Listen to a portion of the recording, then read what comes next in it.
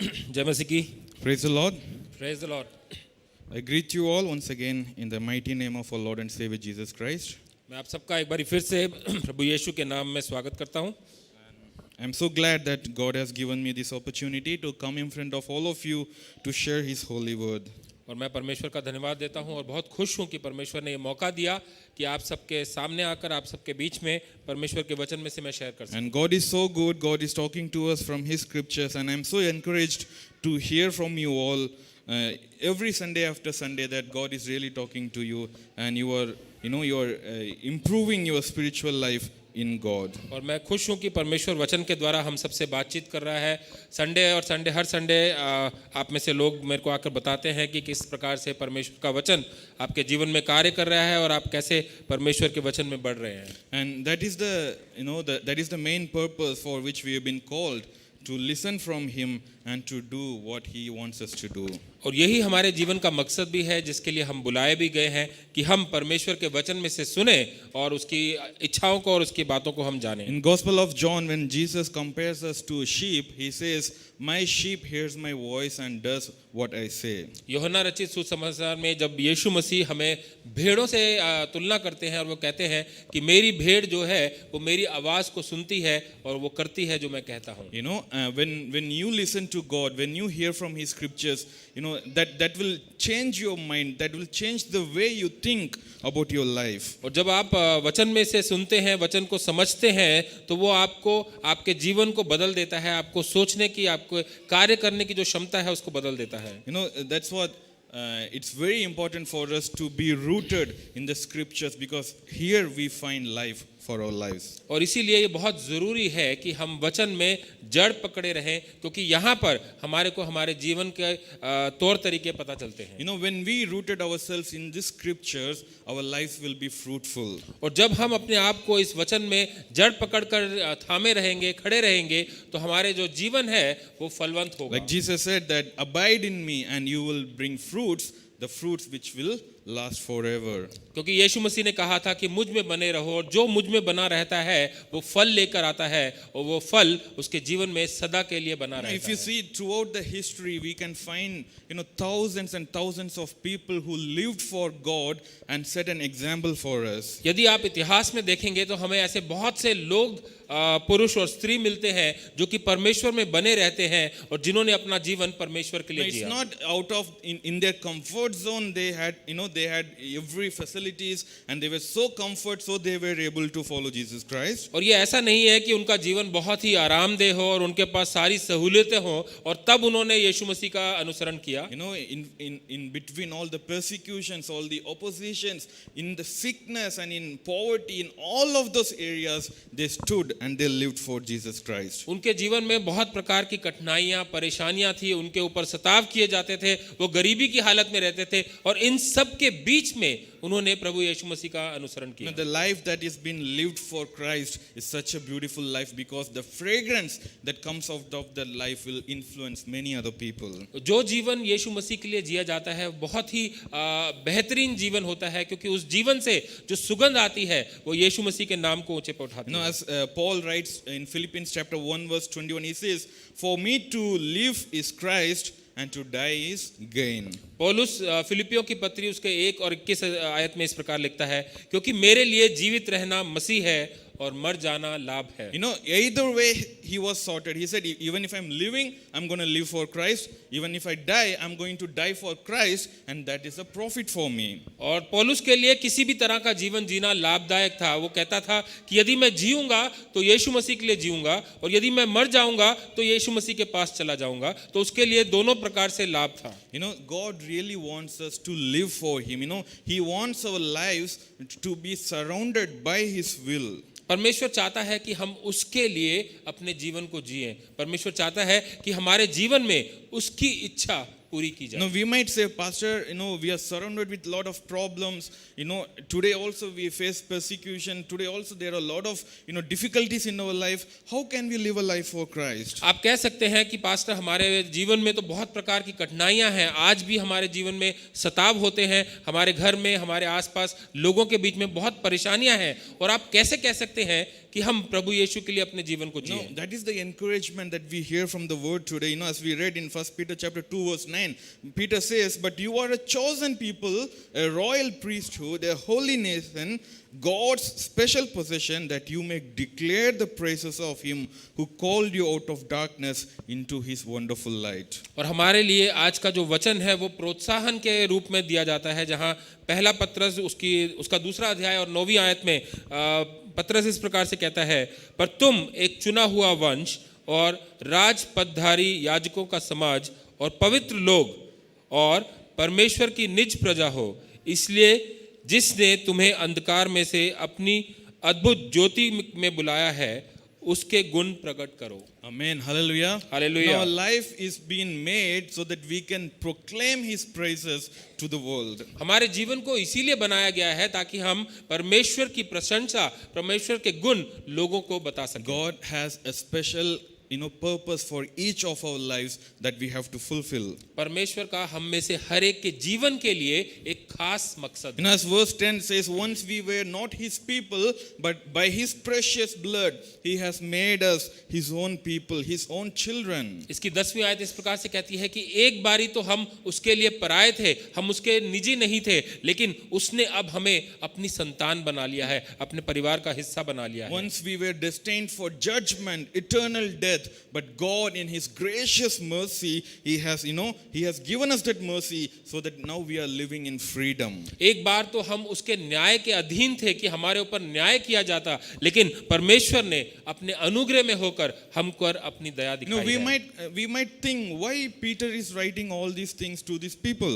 हम ये सोच सकते हैं कि पतरस इन लोगों को ये सारी बातें क्यों लिख रहा है। To understand that, we must understand the background of these letters, the two letters that Peter wrote to God's people. और इस बात को समझने के लिए हमें इसकी पृष्ठभूमि को समझना जरूरी है कि पतरस ने इन लोगों को ये दो पत्रियां क्यों लिखी। The first century after the ascension of Jesus Christ, and when the Holy Spirit came upon the disciples, and when the movement of God started moving around, there were so many people who accepted Jesus Christ. यीशु मसीह के स्वर्गारोहण के बाद जब लोगों के ऊपर, जब उसके जो चेले थे उनके ऊपर पवित्र आत्मा आई और परमेश्वर के नाम का प्रचार जो है लोगों के बीच में होने लगा, तो बहुत से लोगों ने प्रभु को ग्रहण किया। And that time, as the Jewish people, as they started, accepting Jesus Christ, and as they grow in the Lord, obviously the persecution also happened there. और जैसे जैसे उस समय के यहूदी लोग थे, उन्होंने प्रभु यीशु मसीह को अपने जीवन में अपनाना शुरू किया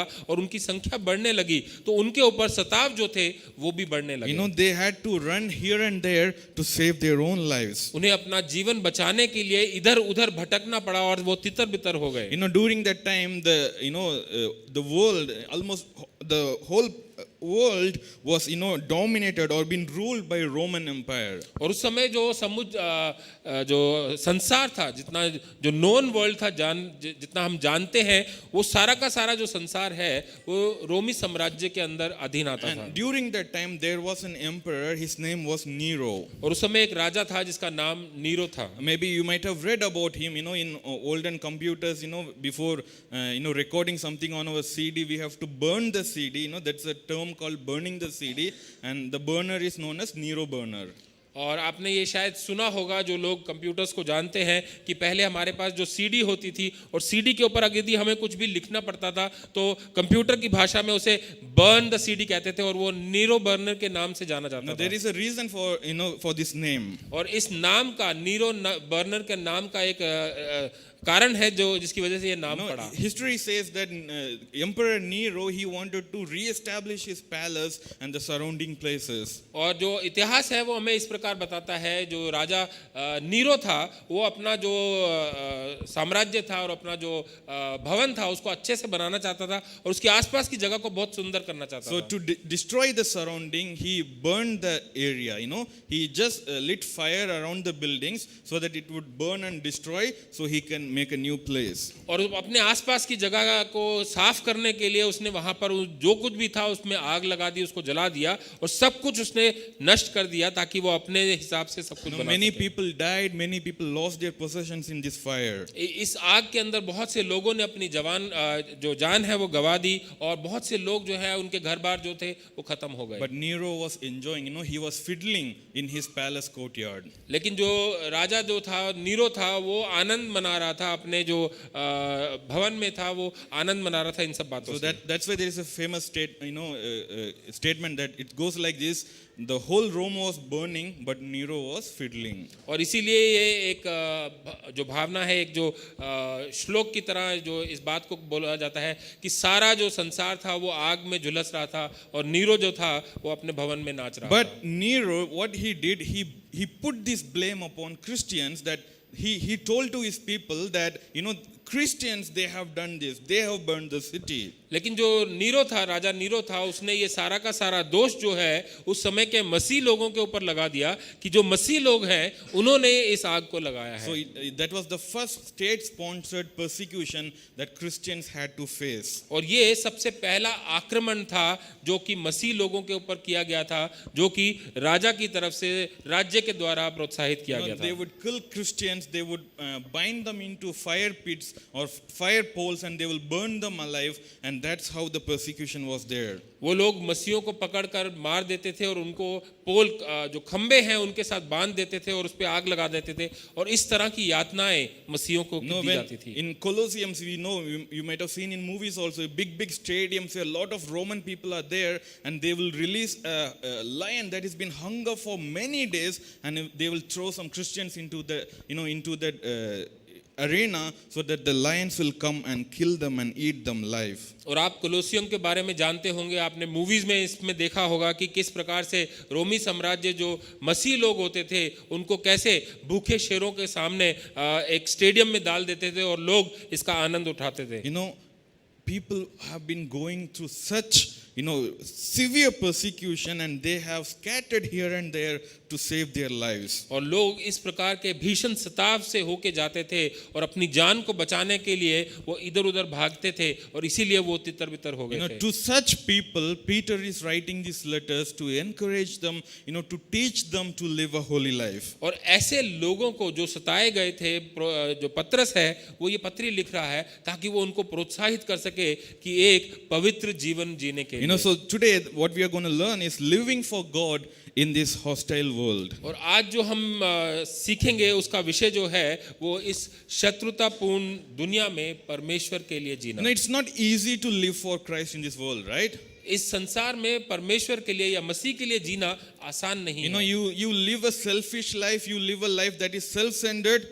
You can easily live, but when you think about living for Christ, it's really difficult. यदि आप एक स्वार्थी जीवन या अपने ऊपर स्वयं केंद्रित जीवन जीने की कोशिश करते हैं तो वो आपके लिए आसान हो जाता है, लेकिन यदि आप मसीह के लिए जीवन जीने की कोशिश करते हैं तो वो आपके लिए मुश्किल हो जाता है. But my dear church, Word of God, the Bible is asking us to live a life for God. लेकिन मेरे प्रियो, आज हमको वचन इस बात के लिए प्रोत्साहित करता है, उत्साहित करता है कि हम परमेश्वर के वचन के लिए, परमेश्वर के लिए अपने जीवन को जिएं. So let's quickly see three things through which we can understand or we can learn how we can live for God in this problematic world. और आइए हम इस वचन में से इन तीन बातों को देखेंगे कि कैसे हम इस परेशान संसार में या दुखी टूटे हुए संसार में हम किस प्रकार से अपना जीवन परमेश्वर के लिए जी सकते हैं. The first thing, you can see it on the screen, the first thing that we should learn is to know yourself. और जो पहली बात हम देख सकते हैं और हम सीख सकते हैं वो ये है कि हम अपने आप को जानें. Chapter 2 verse 11, the first part of it, I have highlighted it there for you. It says, "Dear friends, I urge you as foreigners and exiles." और यहाँ पर जो 11वीं आयत है उसका पहला हिस्सा है वो इस प्रकार कहता है, हे प्रियो, मैं तुमसे विनती करता हूँ कि तुम अपने आप को परदेशी और यात्री जानकर उस सांसारिक अभिलाषाओं से जो आत्मा से युद्ध करती है बचे रहो। Now let's understand the type of word that Peter is using here. यहाँ पे जिस प्रकार के शब्द को पतरस इस्तेमाल कर रहा है उसको समझने की कोशिश You know, करते हैं। if you see the behavior or the character of Peter, he's always a fierce person who always goes up front and say boldly many things. यदि हम पतरस के व्यक्तित्व और उसके कैरेक्टर के बारे में सोचें तो पतरस एक बहुत ही बोल्ड और ताकतवर इंसान है जो कि बिना झिझक के, बिना डर के अपनी बातों को लोगों के सामने And रखता था। rightfully, he was the apostle, he was the elder of the apostles, and he was leading all the other apostles also. और ये सही भी था क्योंकि पतरस एक मायने में सभी चेलों के सबसे ऊपर था और वो एक अगुवे के समान था। He was the first person to preach after Jesus Christ, and in his one preaching 3,000 people came to Jesus Christ. और यीशु मसीह के जाने के बाद पतरस वो पहला चेला था जिसने की प्रचार किया और उसका प्रचार सुनकर लगभग 3,000 लोग जो है उन्होंने बपतिस्मा But लिया। see the word that he is using here. लेकिन यहाँ पर वो किस प्रकार के शब्दों का इस्तेमाल कर रहा है उस पर ध्यान दीजिए। Dear friends, I urge you. वो कह रहा है कि हे प्रियो, मैं तुमसे विनती करता हूँ। If you translate in our normal language, it's like I beg you, I beseech you, I request you, please follow these things. और यदि आप साधारण भाषा में कहेंगे तो यहाँ पर जो पतरस है वो गिड़गिड़ाकर प्रार्थना कर रहा है, आग्रह कर रहा है और लोगों से वो विनती कर रहा है कि इस प्रकार से ना करें। He's saying, I know the problems that you are going through. वो कह रहा है कि मैं जानता हूं कि किस प्रकार की परेशानियां और कठिनाइयों का सामना आप कर रहे हैं, But at this moment, you have to think about these things. लेकिन इस समय आपको इन बातों के ऊपर ध्यान देना जरूरी So है। what are we according to Peter in this verse? तो पतरस के अनुसार हम लोग कौन हैं इस आयत के अनुसार? Can somebody tell me, who are we? कोई बता सकता है कि हम कौन हैं? Foreigners परदेशी and exiles. और निकासित किए हुए लोग।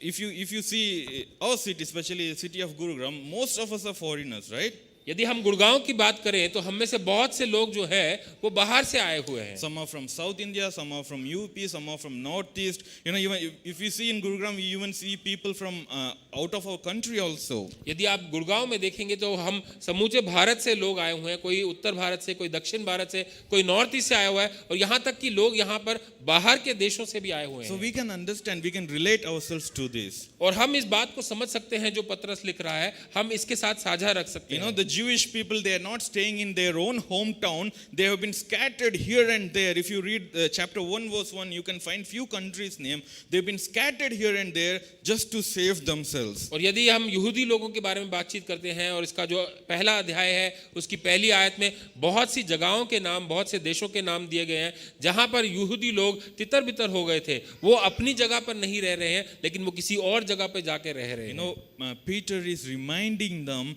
that you are a foreigner. You are a person who do not belong to that place, but you are staying there.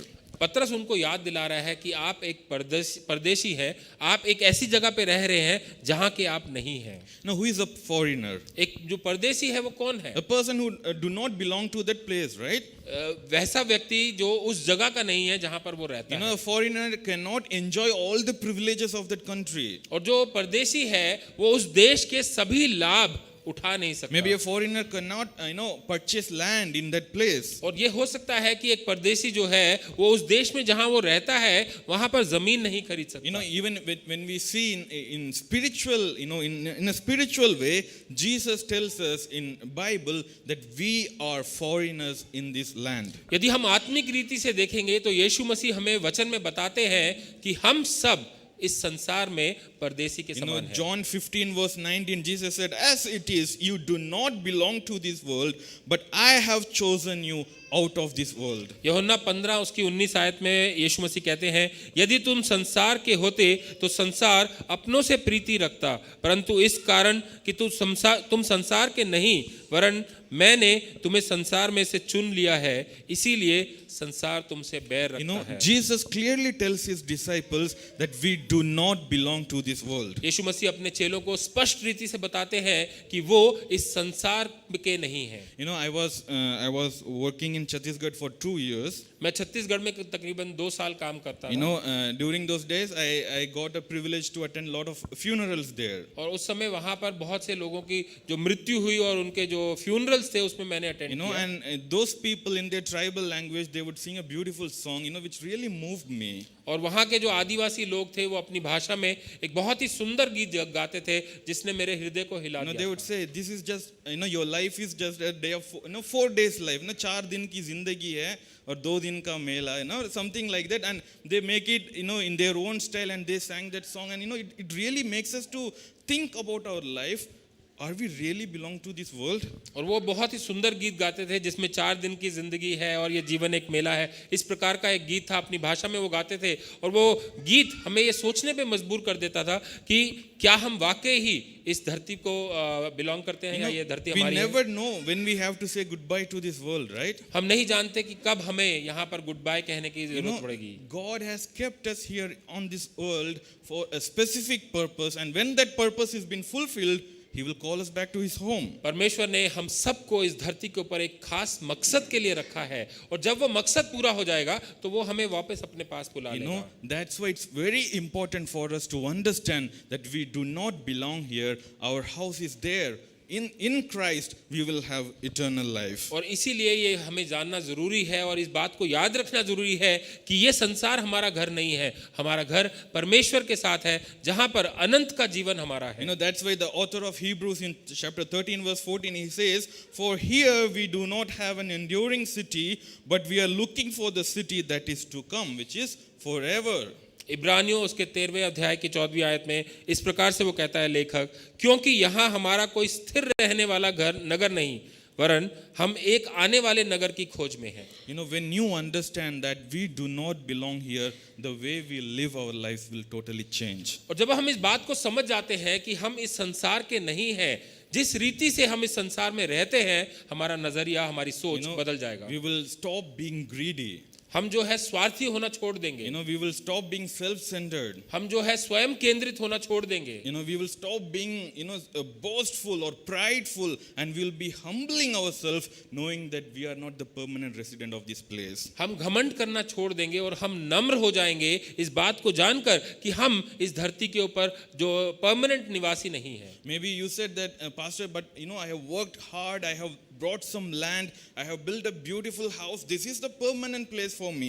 लेकिन हो सकता है आप ये कहें कि पास्टर, मैंने तो यहाँ पर बहुत मेहनत से काम किया है, मैंने पैसे देकर एक जमीन को खरीदा है, अपने लिए घर को बनाया है और मेरे लिए तो यही परमानेंट निवास है। But do you know, in next 100 years, there would be a new generation who have never known you, even to your name, will live on that land. लेकिन क्या आप जानते हैं कि कुछ 100 साल बाद भी कुछ एक नई जनरेशन आएगी जो कि आपके नाम तक को नहीं जानती होगी और वो उस जमीन के ऊपर जहां पर आपने अपना घर बनाया है उस जमीन को वो ओन करेंगे। My dear church, understand that you do not belong to this world. प्रिय कलीसिया, इस बात को आप समझें कि आप इस संसार को नहीं belong. You know, and the other term he is using is the exile, which means a traveler, right? और जो दूसरा शब्द जो वो इस्तेमाल कर रहा है वो एक निकासित लोगों के लिए इस्तेमाल कर रहा है, वैसे लोग जो कि इधर उधर ट्रैवल You know, करते रहते we हैं। travel every now and then, we travel to places, right? हम आमतौर से इधर उधर अलग अलग जगहों पर हम यात्रा करते हैं। Do you carry all the possessions that you have whenever you travel? क्या जब भी आप यात्रा करते हैं आप अपने सारा सामान, घर का सब चीजों को लेकर ट्रैवल करते हैं? No, right? What is needed for that journey? Only that maybe 2 sets of clothes or some winter clothes. That's all. You don't carry everything with you, right? आपको यात्रा में जिस चीज की आवश्यकता है केवल उसी चीज को आप लेकर जाते हैं। शायद 2 जोड़ी कपड़े, शायद अपना कुछ सामान, अपने घर का सारा सामान लेकर आप यात्रा नहीं करते That's हैं। what exactly God wants us to do as we live this spiritual life. और यही परमेश्वर हमको समझाने की कोशिश कर रहा है कि हमें वैसा ही जीवन जीना है जब हम अपने आत्मिक जीवन के बारे में बात Don't करते हैं। anchor your life on this world. Think about the life that God has kept for you, which is for eternal. अपने जीवन को जो है इस धरती के ऊपर एंकर या जोड़ कर रखने की जरूरत नहीं है। उस जीवन के बारे में सोचिए जो परमेश्वर ने आपके लिए अनंत काल के लिए You रखा know, you है। have to understand which team are you now. आपको इस बात को सोचने की जरूरत है कि आप किस पक्ष में हैं। You know, there is a God's team and there is a world's team. यहाँ पर एक परमेश्वर की टीम है, परमेश्वर का पक्ष है, और एक संसार की टीम है, संसार का You पक्ष know, है। if you belong to God's team, you will not have any connection with this world's team. यदि आप परमेश्वर के पक्ष में है या परमेश्वर की टीम में है तो आपको संसार की जो टीम है उससे कुछ लेन देन नहीं You know, होगा। that's why in Matthew chapter 6, Jesus beautifully encouraged his disciples saying, do not worry about what you eat, what you wear, or where you stay. और इसीलिए मत्ती 6 में प्रभु यीशु मसीह अपने चेलों को प्रोत्साहित करते हैं कि इस बात की चिंता मत करो कि तुम कहाँ पर रहोगे, क्या खाओगे या क्या पहनोगे। If you trust in the Lord, he is there to provide you just as he is providing the birds and the flowers. यदि आप परमेश्वर के ऊपर विश्वास रखते हैं तो वो आपकी हर एक जरूरत को पूरा कर देगा, जिस प्रकार से वो इस संसार की चिड़ियों की देखभाल करता You know, है। if you do not understand which team do you belong, you know, you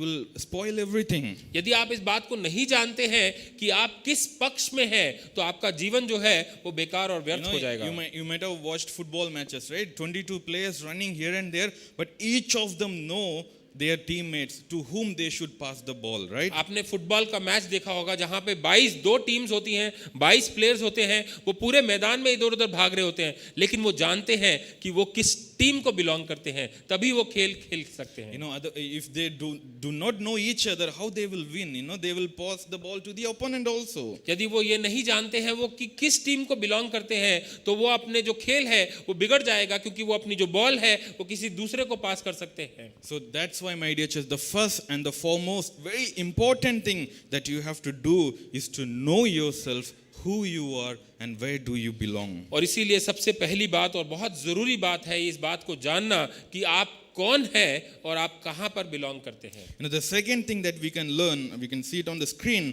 is to know your enemy. और दूसरी बात जो हम सीख सकते हैं वो ये है कि हम अपने दुश्मन को You know, पहचानें। the second part of verse 11, it says, you know, let me read it for you. It says to abstain from sinful desires which wage war against your soul. और जो इसका 11वीं आयत का जो दूसरा भाग है वो बड़े स्पष्ट रीति से हमें बताता है कि उस सांसारिक अभिलाषाओं से जो आत्मा से युद्ध करती हैं बचे रहो। Hallelujah. Hallelujah. So what is the enemy? Who is the enemy for us? तो यहाँ पर जो दुष्ट या हमारा दुश्मन जो है वो कौन है? You read the verse and answer me, please. आप वर्ष में को पढ़ के बता सकते So हैं। what is the enemy? Who is the enemy for us? दुश्मन कौन है? Sinful desires. हमारी पाप में इच्छाएं जो है वो हमारा You know, दुश्मन some है। other translations it says, you know, fleshly desires. और जो कुछ अलग ट्रांसलेशंस जो है वो इसे हमारी शारीरिक अभिलाषाओं के बारे में Now, बताती we हैं। as believers, we all know that we have a body and we have a soul, right? और विश्वासी होने के नाते हम सब जानते हैं कि हमारी एक देह है और हमारी एक आत्मा You है। know, to whom we listen will determine where do we go. और किसकी हम सुनते हैं वो ये तय करता है कि हम कहां पर My जाएंगे। dear church, listen carefully. If you listen to your flesh, your soul will not, you know, flourish. And if you listen to your soul, you cannot fulfill the desires of your flesh. यदि आप अपनी देह की सुनते हैं तो आपकी आत्मा जो है वो महिमा नहीं पा सकती है या वो बढ़ नहीं सकती है, लेकिन यदि आप अपनी आत्मा की सुनते हैं तो आप अपनी देह की जो अभिलाषाएं हैं, शरीर की जो अभिलाषाएं हैं उसको पूरा नहीं You know, कर सकते हैं। some people try to, you know, balance these two. You know, they want to listen to their body also, they want to grow in their soul also. और कुछ लोग इन दोनों चीजों को बैलेंस करने की कोशिश करते हैं। वो चाहते हैं कि वो अपनी देह की भी सुने और अपनी आत्मा की भी सुने, That would never happen, my dear church. और ये कभी भी मुमकिन नहीं You है। have to make a choice that to whom are you going to listen. आपको ये चुनाव करने की जरूरत है कि आप किसकी सुनेंगे। Let's rewind ourselves a bit now. हम थोड़ा सा पीछे जाते हैं। You know, these people are going through such difficult time. They have been going through a lot of persecutions, and to such people, Peter is asking them to live a holy life, which is even more difficult to live. यदि हम इन लोगों के बारे में, यहूदी लोगों के बारे में सोचते हैं तो इनको बहुत ही सतावपूर्ण जीवन जीना पड़ा है, इनकी बहुत कठिनाइयों का सामना करना पड़ा है। अपने घरों को छोड़कर इधर उधर ये लोग फैल गए हैं और बहुत ही मुश्किल जीवन जी रहे हैं। और ऐसे समय में पतरस इनको लिखता है कि वो एक पवित्र जीवन जिए जो कि और भी मुश्किल है। You know, they could have thought that, you know, I'm going through such a tough time, you know, I need to relax myself or I need to do something that would benefit me. Peter is saying, no, do not listen to your body, otherwise your soul will die. ये लोग हैं वो इस प्रकार से सोच सकते हैं कि मुझे इतनी कठिनाइयों का सामना करना पड़ रहा है, तो जो हो सकता है कि मुझे थोड़ा सा आरामदेह जीवन जीने की ज़रूरत है, मुझे कुछ अपनी अभिलाषाओं को पूरे करने की ज़रूरत है। लेकिन पतरस इनको कहता है कि नहीं, तुम्हें अपनी शरीर की अभिलाषाओं को छोड़कर अपनी आत्मिक उन्नति के You know, बारे में it सोचना reminds है। me that sometimes, you know, we take the situation of our life as an excuse to do sins. और हो सकता है कि कई बारी हम अपने जीवन की जो परिस्थितियां हैं उनको एक कारण बना देते हैं कि हम पाप कर दें। You know, I was so tired, I was so frustrated, that's why I did this. मैं बहुत ही थका हुआ था और मैं बहुत ही व्याकुल था, इसीलिए मैंने ऐसा कर I दिया। was alone, I was away from my life partner, I was in a different city, that's why I did this. मैं बहुत ही अकेला महसूस कर रहा था, मैं अपने पति या अपने पत्नी से दूर था, किसी दूसरे शहर में था और इसीलिए मैंने ऐसा कर My दिया। dear church, sin is everywhere. Sin is,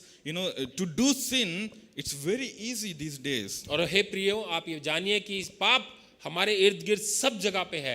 आज के समय में पाप करना बहुत आसान हो You गया know, है। when Adam and Eve, when they committed sin against God and when they were being chased out from the Garden of Eden, जब आदम और हवा ने परमेश्वर के खिलाफ पाप किया था और उनको अदन की वाटिका से बाहर निकाल दिया they था, got two sons, right? Cain and Abel. उनके दो पुत्र थे, केन और able. Or Cain killed Abel because of jealousy. और केन ने हाबिल को मार दिया, उसकी हत्या कर दी क्योंकि वो उससे ईर्ष्या करता था। And that time you remember what God told him? और आप जानते हैं कि परमेश्वर ने उस समय उससे क्या कहा। God told him, sin will be laying down on your doorstep. You will run from sin, you know, day after day, but it will come behind you. और परमेश्वर ने उससे यही कहा कि जो पाप है वो आपके द्वार के ऊपर खड़ा रहता है, आप उससे भागने की कोशिश करेंगे लेकिन वो निरंतर आपके पीछे आता You know, this रहेगा। 21st century, the century which is filled with technology, is, you know, it is making it easy for us to fall into sins. और 21वीं सदी में जब हमारे इर्द गिर्द हमारे आसपास टेक्नोलॉजी इतनी बढ़ चुकी है, ये हमारे लिए बहुत आसान हो गया है कि हमारे हाथों में पाप इमीडिएटली आ जाए। And we might say, Pastor, I have never committed adultery, I have never done murder, I have never stolen something from others. I'm living a holy life. और हो सकता है कि हम ये ऐसा कहें कि पास्टर हमने तो कभी कोई व्यभिचार नहीं किया, हमने कभी कोई चोरी नहीं की, हमने किसी की हत्या नहीं की, हमने तो अच्छा जीवन जिया है। But you know, even the anger that we have in our hearts or the jealousy that we carry in our mind is also a sin in the sight of our Lord. लेकिन परमेश्वर की नज़र में जो हमारे हृदय में किसी के खिलाफ गुस्सा है या किसी के प्रति ईर्ष्या है जो हमारे मनों में होती है, वो भी पाप के If you समान do है। not obey God's commandments, that is sin. यदि आप परमेश्वर की आज्ञाओं को नहीं मानते हैं तो आप पाप करते हैं। You know, maybe you say, Pastor, I know this is my problem, I know my enemy, but you know, let me be there for some time. After a while, you know, I'm a young person now, let me enjoy my life. After that, I will fight against my sin. और आप कह सकते हैं कि pastor मैं तो एक जवान हूं, मैं अभी कुछ समय अपने जीवन को आनंद से बिताना चाहता हूं, मैं जानता हूं कि मेरा शत्रु कौन है, मैं जानता हूं कि मुझे किससे दूर रहना है, लेकिन कुछ समय मैं आनंद से बिता लेता हूं, फिर मैं आके पवित्र जीवन I जीऊंगा। am reminded of a story that I read in a book.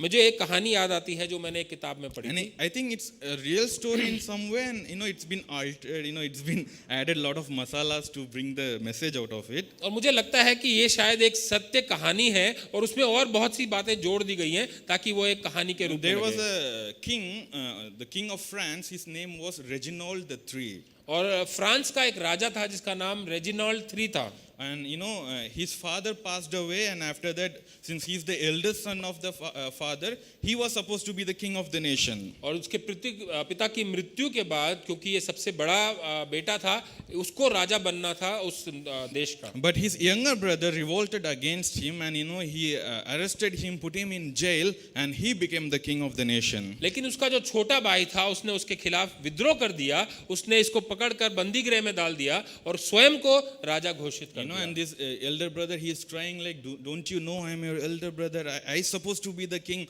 Please release me. और जो इसका जो बड़ा भाई था वो इस प्रकार से उससे विनती कर रहा था, क्या तुम नहीं जानते हो कि मैं बड़ा बेटा हूं और मुझे राजा होना चाहिए, मुझे आप इस बंदी गृह से छोड़ दीजिए। So, you know what this younger brother did? He put his elder brother into a jail and he made the walls small so that a thin person, you know, a normal person in a normal body structure can easily get out from there. और इसने क्या किया कि अपने बड़े भाई को एक बंदी गृह में डाल दिया और इस प्रकार की दीवारें वहां पर रखी कि वहां पर जो एक पतला इंसान है वो इन दीवारों में के बीच में से निकल कर आ सकता So there is no doors, वहां पर कोई दरवाजा नहीं है, there is no locks. वहां पर कोई ताला नहीं लगा हुआ। The king and the elder brother can easily get out of the jail now. जो बड़ा भाई था वो उस बंदी गृह से आसानी से निकल कर जा सकता But था, there was a catch. लेकिन वहां पर एक पकड़ थी। This elder brother was a fat man. ये जो बड़ा भाई था ये एक मोटा व्यक्ति था। So younger brother, he said, you know, you be in a good diet, you can escape this jail. और जो छोटा भाई था उसने अपने बड़े भाई से कहा कि आप अपने खाने पीने का ध्यान रखिए, आप अपनी सेहत को अच्छा कीजिए, तब आप यहाँ से बाहर निकल के जा And सकते elder हैं। brother also thought, it's a good idea, let me try, you know, I will be in fast, you know, intermediate fasting karunga, you know, I will not eat non-veg, and he planned many things so that I can become thin soon and I can escape this jail. और बड़े भाई ने सोचा कि ये तो अच्छा है, मैं करता हूँ, इसका प्लान करता हूँ, डाइट करूंगा, मैं अपनी फास्टिंग करूंगा और मैं अपनी सेहत का ख्याल रखूंगा और जल्द ही मैं पतला हो जाऊंगा और फिर यहाँ से बाहर निकल But जाऊंगा। what this younger brother did, you know? What this younger brother did, every day he would send so many delicious food to his jail. और ये जो छोटा भाई था उसने क्या किया कि वो हर रोज अपने भाई के लिए चुनिंदा और पसंदीदा खाना जो था, अच्छा भोजन जो था, वो उसके लिए वो बंदी गृह में भेज Loaded देता। with butter and lot of other things that will keep him fat. बहुत ही मसालेदार और मक्खन डालकर वो उसके लिए वो भोजन भेजता था ताकि उसको खाकर वो हमेशा मोटा रहे। And this elder brother would think, you know, okay, today let me eat this, from tomorrow onwards I will be in strict diet and I will, you know, save myself from this jail. और ये बड़ा भाई था, उसने ये सोचा कि चलो आज तो मैं इस भोजन को खा लेता हूँ, आनंद उठा लेता हूँ, कल मैं डाइट पे शुरू कर दूंगा। The days went on. Every day he made a new commitment. He was never able to fulfill that. And the story says that he was in that jail for 20 years and he died on that jail. और वो इस प्रकार हर रोज वो भोजन करता था और अपने डाइट को जो था वो अगले दिन के लिए टाल देता था। और जो कहानी है वो इस प्रकार बताती है कि वो हमेशा उस जेल में रहा, 20 साल तक उस जेल में रहा और वहीं पर उसकी मृत्यु हुई। Sometimes we know who our enemy is, अक्सर हम जानते हैं कि हमारा दुश्मन कौन है, but we are playing with our enemy. लेकिन हम अपने दुश्मन के साथ खेल रहे We are हैं। not able to fulfill the commitment that we have given to God. हम जो परमेश्वर को अपना दिया हुआ वादा है उसको हम पूरा नहीं करते हैं। My dear church, understand your enemy will never leave you alive. प्रिय कलीसिया, आप इस बात को सोचिए और याद रखिए कि आपका जो दुश्मन है वो आपको कभी भी नहीं Now, if छोड़ेगा। there is a way through which you are tempted, move away from that temptation. यदि आपका जो दुश्मन है वो आपको रिझाता है और आपको इस पाप में डालने की कोशिश करता है, आप उस टेम्पटेशन से उससे दूर हो जाइए। Just as Joseph ran away from that temptation, he did not think that he was naked. He just ran because he know that my Lord is looking at me. जिस प्रकार से यूसुफ भागा था, अपने कपड़ों को छोड़कर वो भागा था, उसने ये नहीं सोचा कि उसके कपड़े नहीं है, उसने वस्त्र नहीं पहने, वो लेकिन उस प्रलोभन से, उस बात से जो उसको पाप में डाल सकती थी, उससे वो दूर भाग गया। We should have such a life. हमारा जीवन जो है वो इस प्रकार का जीवन You know, होना you चाहिए। should know who your enemy is. आपको ये जानना जरूरी है कि आपका दुश्मन कौन You है। know, physically we should know who our enemy is. आपको आर्थिक रीति से जानना चाहिए कि आपका जो दुश्मन है वो क्या है। Spiritually we should know who is our enemy. आर्थिक रीति आत्मिक रीति से भी आपको ये जानना जरूरी है कि आपका दुश्मन कौन If है। you do not identify your enemy, the enemy will kill you and go, and you would have no idea. यदि आपने अपने दुश्मन को नहीं पहचाना है तो आपका दुश्मन आपको मौत के घाट उतार देगा और आपको पता भी नहीं चलेगा। The last thing that we can see on the screen is to know your duty. और जो आखिरी बात है हम स्क्रीन पर देख सकते हैं वो ये है कि अपने कर्तव्य को जानो। You know, verse 12 says, live such good lives among the pagans that though they accuse you of doing wrong, they may see your good deeds and glorify God on the day He visits us. इसकी 12वीं आयत है वो इस प्रकार कहता है, अन्य जातियों में तुम्हारा चाल चलन भला हो, इसीलिए कि जिन जिन बातों में वे तुम्हें कुकर्मी जानकर बदनाम करते हैं, वे तुम्हारे भले कामों को देखकर उन्हीं के कारण कृपा दृष्टि के दिन परमेश्वर की महिमा Now, करें। let me quickly go through this. I want you to understand 2-3 things here. और इसमें इसको हम जल्दी से देखेंगे। मैं चाहता हूं कि आप यहाँ पे एक दो बातों को देखें। You know, Peter is requesting the people to live a good life. पतरस जो है वो लोगों से आग्रह कर रहा है कि वो एक अच्छा भला और पवित्र जीवन जिए। They might say, Peter, but we are going through persecution. How can we live a good life? वो कह सकते हैं कि पतरस, हम जो है सताव में होकर जा रहे हैं, लोग हमारे ऊपर पीड़ा डालते हैं, हम एक अच्छा भला जीवन कैसे जी सकते हैं? Peter could have said, okay, live a good life among our believers. बाहर जाके whatever type of life you want to live, you can live. पतरस कह सकता था उनको कि आप अपने जो विश्वासी भाई बहन हैं उनके बीच में एक अच्छा जीवन जिए, लेकिन बाहर लोगों के सामने आपको जैसा जीवन जीना है वैसा But जीवन what does जिए। the word says? To whom should we live a good life? लेकिन वचन यहाँ पर क्या बताता है कि हमें किसके साथ एक भला जीवन जीना है? Among unbelievers, among pagans. अन्य जातियों के बीच में हमें एक भला जीवन जीना है। But we can say, the people of that century could say, but Peter, they have been accusing us for doing, for doing all these wrong things which we have never done. लेकिन वहां पर जो लोग थे वो इस प्रकार कह सकते हैं कि पतरस, ये लोग तो हमारे ऊपर दोष लगाते हैं उन कामों के लिए जो हमने कभी किए भी नहीं। The moment when we say that we are believers, they are trying to kill us. और जब भी हम कहते हैं कि हम विश्वासी हैं, वो तो हमारी मृत्यु कर, हमारे को हत्या करने पे आ जाते हैं। We have never burned the city, but they are putting the blame upon us. हमने इस नगर को, इस शहर को जलाया नहीं, लेकिन इसका दोष भी वो हमारे ऊपर लगाते Why हैं। are you asking us to live a holy life in front of such people? आप हमारे को ऐसे लोगों के बीच में एक भला जीवन, एक पवित्र जीवन जीने के लिए क्यों कह रहे हो? The reason is been given there. और वहां का इसका जो कारण है वो आयत में दिया गया है। It says, it doesn't mean that when you start doing good deeds, they will start to praise you. और इसका मतलब ये नहीं है कि जब आप अच्छे काम करने शुरू कर देंगे तो लोग आपकी प्रशंसा And it करेंगे। says, though they accuse you, you keep on doing good things, even if they accuse you. वो कहता है कि इसके विपरीत कि वो तुम्हारी बुराई करें या तुम पर दोष लगाएं, तुम तब भी एक भला और पवित्र जीवन जियो। But why you should do that? लेकिन आपको ये क्यों करना चाहिए? It says, because of your good deeds, they may see your good deeds and glorify God when He visits us. क्योंकि वो कहता है कि वे तुम्हारे भले कामों को देखकर उन्हीं के कारण कृपा दृष्टि के दिन परमेश्वर की महिमा करेंगे।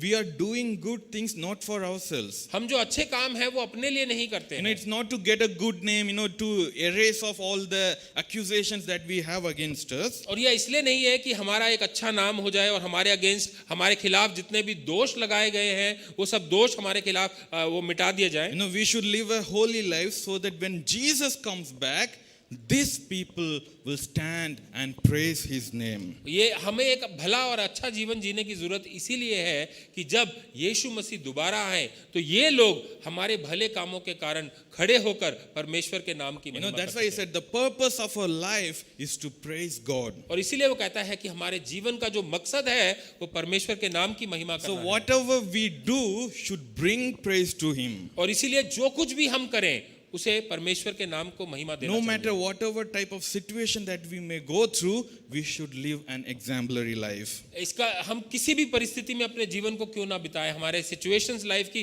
कैसी भी क्यों ना हो, हमें एक पवित्र जीवन जीना चाहिए जो कि परमेश्वर के नाम की महिमा करता You हो। should never say that anyways these guys are accusing me, these guys are blaming me, so let me just do that, instead of being falsely accused, let me just do that thing.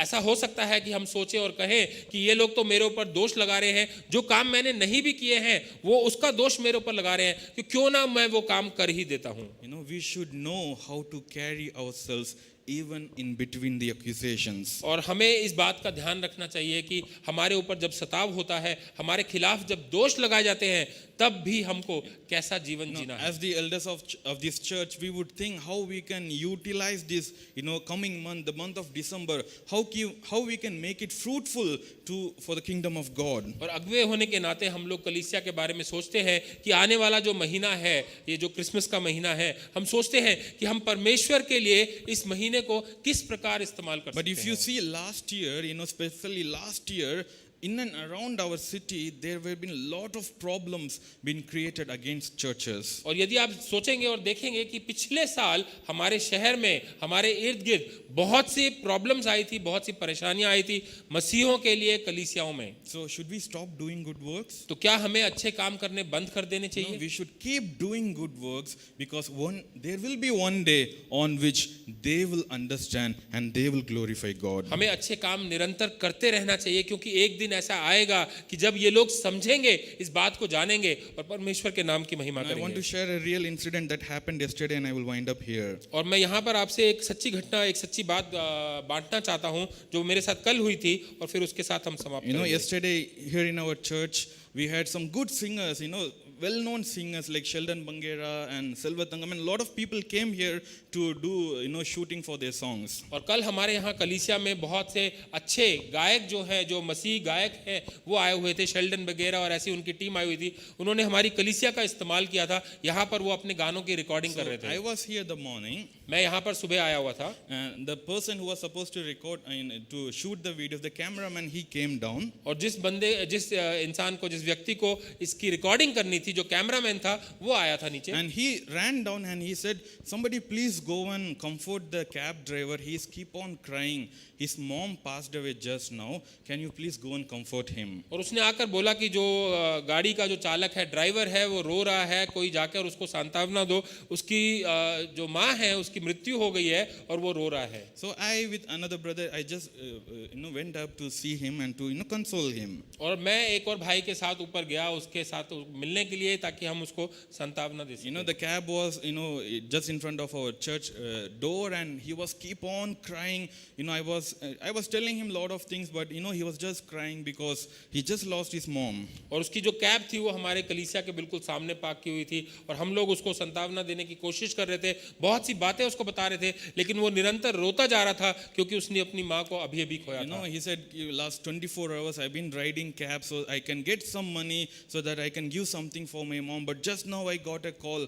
They stay in Palomar only, from Park Hospital. I just got a call that no, my mom is no more. What shall I do with this money? He took all the money and he threw away. और उसने कहा कि पिछले 24 घंटे से मैं निरंतर गाड़ी चलाता जा रहा हूं ताकि मैं कुछ पैसा इकट्ठा कर सकूं और अपनी माँ को भेज सकूं। वो यहीं पर पालम विहार में रहती हैं, और पार्क हॉस्पिटल से उसको अभी अभी फ़ोन आया था कि उसकी माँ जो है वो चल बसी हैं। तो उसने कहा कि मैं इस पैसे का अब क्या करूँगा, और उसने वो पैसे लेकर फेंक दिए। I started comforting him. I started, making him understand the reality of life, that whoever comes on this earth, there will be one day for that person to go. और मैंने उसको सांत्वना देने की कोशिश करी, और मैंने उसको बताया कि जो कोई भी इस संसार में आता है उसको एक ना एक दिन जाना होता है। He started, but Bhaiya, she was just 50 years old. Is that the age for my mom to go? लेकिन उसने कहा कि भैया वो केवल 50 वर्ष की थी, क्या वो कोई उम्र है कि वो इस संसार से चली जाए? I just comforted him. I sat with him for more than 35-40 minutes. I was just trying to console him, and I told him, if you want, I can drop you to your house, because at this condition you cannot drive with your car. और मैं करीबन 30-40 minute उसके साथ बैठा रहा, बातचीत करी, और मैंने उसको ये सुझाव भी दिया कि मैं आपको आपके घर तक छोड़ के आ जाता हूँ, क्योंकि इस स्थिति में आप गाड़ी चलाने के योग्य नहीं हैं। Then he started saying something. और उसके बाद उसने कुछ कहना शुरू किया। He showed his car and he said, Bhaiya, I used to keep some idols here, another idol here, and see, I have written something here about their deities and all that. I just plugged them away and I throw them everything away, because I know these are not real gods. They did not save my mother. और उसने मेरे को बताया, अपनी गाड़ी में मुझे दिखाया कि भैया ये देखो कि मैंने यहाँ पे इतने ऐसे देवी देवताओं की मूर्तियां लगा रखी हैं, और मैंने यहाँ पर कुछ लिखा भी हुआ है, लेकिन उसने वो सारा कुछ वहाँ से निकाल कर फेंक दिया, क्योंकि उसने कहा कि मैं जानता हूँ कि ये कुछ भी नहीं है, क्योंकि ये मेरी माँ को नहीं बचा पाए। Mind you, so far I have not told him that I'm a Christian or I'm a pastor. I'm just being a friend to him and I'm talking to him. और मैंने अभी तक उसको ये नहीं बताया कि मैं एक मसीह हूँ और मैं एक पास्टर हूँ, मैं उसके साथ एक मित्र के समान अच्छे से बातचीत कर रहा हूँ। I was just, then I told him, yeah, that is the reality. These are not gods. And, then he asked me, what are you doing, Bhaiya? You go to your job. And I told him, I'm not working here. This is our church. I'm the pastor of this church. और मैंने उसको बताया कि हाँ, वाकई में ये कोई भी भगवान नहीं है, और सच्चाई तो यही है कि इनमें कोई भगवान नहीं है, ये मूर्ति है। तो इसीलिए फिर उसने मुझसे पूछा कि भैया आप क्या करते हैं, आप कहाँ काम करते हैं, क्या आप यहाँ पर काम करते हैं? तो मैंने उसको बताया कि नहीं, मैं कहीं पे काम नहीं करता, मैं इस कलीसिया का पासबान संतान हूँ और मैं यहाँ पर ही परमेश्वर की आराधना करता हूँ। As soon as I said I work in this church, the word he told me, it really touched me. और जैसे ही मैंने उसको बताया कि मैं एक पास्टर हूँ और जो उसने मुझसे कहा उसने मेरे हृदय को छू He लिया। said, you know, my own relatives or my own religious people will not sit and comfort me like this. Only you Christians will do this to a stranger. और उसने मेरे को यही कहा कि मेरे अपने जो परिवार के लोग हैं, मेरे रिश्तेदार हैं, मेरे अपने जो धर्म के लोग हैं, वो इस प्रकार बैठ के मुझे समझाएंगे या मुझे सांत्वना देंगे, ऐसा पॉसिबल ही नहीं है। केवल आप मसीह लोग ही हैं जो ऐसा कर सकते हैं। No, we brought a testimony for God that day. और उस दिन हमने परमेश्वर के लिए एक बड़ी महिमा के लिए अगुवाई परमेश्वर की You know, maybe he had never visited a church. और हो सकता है उसने कभी किसी कलीसिया Maybe में नहीं गया हो। I am the first Christian who he has ever encountered. और हो सकता है कि मैं पहला मसीह हूँ जिससे उसने बातचीत करी हो। But he got a good impression about Christians. लेकिन उसको उस दिन मसीहों का एक अच्छा इंप्रेशन मिला। He understood that believers who believe in Jesus Christ care about others. They spend their time even with strangers to comfort them. वो इस बात को जान गया था कि जो विश्वासी लोग हैं, जो प्रभु यीशु मसीह के ऊपर विश्वास रखते हैं, वो अपने समय को लगाते हैं अनजान लोगों के बीच में भी, ताकि उनको वो कंफर्ट दे सके। That is our duty, my dear church. और यही हमारी रिस्पॉन्सिबिलिटी, यही हमारी ड्यूटी To है, bring praise to God. ताकि हम परमेश्वर की महिमा कर You know, सकें। maybe that was the moment the seed of gospel had been sown on his heart. और हो सकता है वो ऐसा क्षण हो कि परमेश्वर का वचन का बीज उसके हृदय में बोया जा चुका And हो। I am sure that God will help him to come to the right path. और मैं विश्वास करता हूं कि परमेश्वर उसकी मदद करेंगे ताकि वो सही रास्ते पर आ Let's all सके। stand in God's presence. आइए हम सब परमेश्वर की हुजूरी में खड़े हो जाएं। We live in a world that is not friendly to us. हम एक ऐसे संसार में रहते हैं जो कि हमारा मित्र नहीं है। They stand against us. वो हमारे खिलाफ है, They make constitutions, they make rules against us. वो हमारे खिलाफ जो है नियम और निर्णय बनाते हैं। But we are called to live a holy life. लेकिन हमें बुलाया गया है कि हम एक पवित्र The जीवन word जिएं। of God asks us to know who we are. और परमेश्वर का वचन इस बात को कहता है कि इसको जानो कि आप कौन हैं। We do not belong to this world. हम इस संसार को नहीं बिलोंग करते हैं। We belong to the eternal kingdom that is to come. हम परमेश्वर के अनंत काल का जो जीवन है उसमें हम बिलोंग करते हैं। So do not, attach yourselves to this world or the things of this world. और इसीलिए अपने आप को इस संसार से या इस संसार की चीजों से ना जोड़ें। Think about God's kingdom. परमेश्वर के राज्य के बारे में सोचें। Think about His righteousness. उसकी जो धार्मिकता है उसके बारे में And सोचें। I believe that God will take care of all your needs. और मैं विश्वास करता हूं कि परमेश्वर आपकी हर एक जरूरत को पूरा Just करेगा। as the parents in this church know what you want to give for your children, God knows what we want and He will provide this for us. और एक माता पिता होने के नाते जैसा कि आप जानते हैं कि आपको अपने बच्चों को क्या देने की जरूरत है, परमेश्वर जानता है कि उसे अपने बच्चों को, आपको और मुझको क्या देना है। My dear church, know your enemies. आप अपने दुश्मन को जानें। If you have some temptation, pray to God to get away from it. यदि आपके मन में आपके जीवन में कोई ऐसे प्रलोभन है जिसमें आप फंसते जा रहे हैं, तो परमेश्वर से आप प्रार्थना कीजिए कि आपको उससे दूर करें। Don't play with sin. आप पाप से ना खेलें, Run away from it. उससे दूर भागें। Pray to God. Ask the help of Holy Spirit to live a holy life. परमेश्वर से प्रार्थना करें, पवित्र आत्मा से आप प्रार्थना करें कि आपको एक पवित्र जीवन जीने में मदद करें। And know your duty, my dear church. और अपने कर्तव्य को जानें। You are here to live an exemplary life. आप यहाँ पर एक उदाहरण का जीवन जीने के लिए आए हैं। Not to praise yourself, आप अपने आप को महिमा या प्रशंसा करने के लिए नहीं, but to give glory to God when He comes to visit us. लेकिन परमेश्वर को महिमा देने के लिए जब वो हमारे को मिलने के लिए दोबारा से आते हैं। What type of influence are we leaving behind us? हम अपने पीछे किस प्रकार का एक इम्पैक्ट, किस प्रकार का एक जो छाप है वो छोड़ के जा रहे हैं। When you talk to your children or when we talk to your colleagues, what type of words do you use? जब हम अपने बच्चों से या अपने जो सहकर्मी हैं उनके साथ बातचीत करते हैं, किस प्रकार के शब्दों का इस्तेमाल करते Can हैं? somebody be influenced by you क्या कोई आपकी बातें सुनकर क्या प्रोत्साहित हो सकता है? in a right way? क्या वो सही मार्ग में उसका दिशा हो सकती है? Can your life bring praise to God? क्या आपका जीवन जो है परमेश्वर के नाम की महिमा कर सकता है? Let's examine ourselves, church. हमें अपने आप को जांचने की Bow जरूरत down है। your heads and pray to God. अपने सिरों को झुकाइए और प्रार्थना कीजिए। Ask God to help you. परमेश्वर से प्रार्थना कीजिए कि वो आपकी मदद Lord, करें। let my life be a life that brings praises to you. परमेश्वर मेरा जीवन एक ऐसा जीवन हो जो आपके नाम की महिमा करता हो। Lord, let my life be an example for others, Lord, that they will see my life and they will follow you. परमेश्वर मेरा जीवन एक उदाहरण का जीवन हो ताकि दूसरे लोग देखकर वो आपको जान सके। Lord, let me understand who I am. परमेश्वर मेरी मदद कीजिए कि मैं इस बात को जानूं कि मैं कौन हूं। Let me look forward for the day in which you will call me to my home, my Lord. और मैं उस दिन की प्रतीक्षा करता हूं उम्मीद के साथ जिस दिन आप मुझे बुलाएंगे अपने घर के अंदर। Let's pray for ourselves, church. हमें अपने लिए प्रार्थना करनी As Brother है। Prashant will lead us in prayer, I want you all to pray for yourselves so that God can use you in this world. आइए हम प्रार्थना करेंगे। हे महान सर्वशक्तिमान पिता परमेश्वर, आपका धन्यवाद करते हैं प्रभु। धन्यवाद करते हैं परमेश्वर हमारे इस जीवन के लिए परमेश्वर।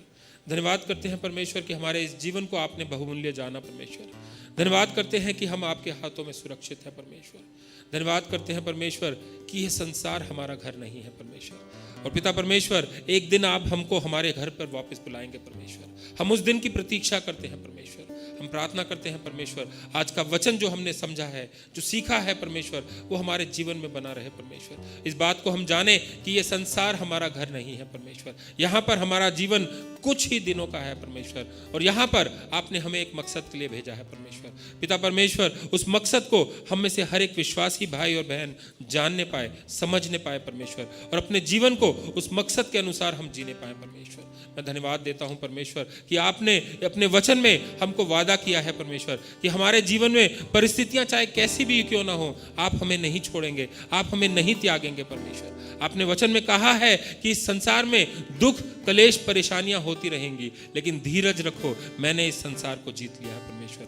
पिता परमेश्वर, हम प्रार्थना करते हैं कि आपका वो धीरज, आपका वो कंफर्ट हमारे जीवन में आने पाए परमेश्वर। अपनी सामर्थ्य से आप हर एक विश्वासी को भर दीजिए ताकि संसार की परिस्थितियां, परेशानियां हमको डावाडोल ना करें परमेश्वर। हम परमेश्वर अपने शत्रु को पहचानने वाले हो सके परमेश्वर।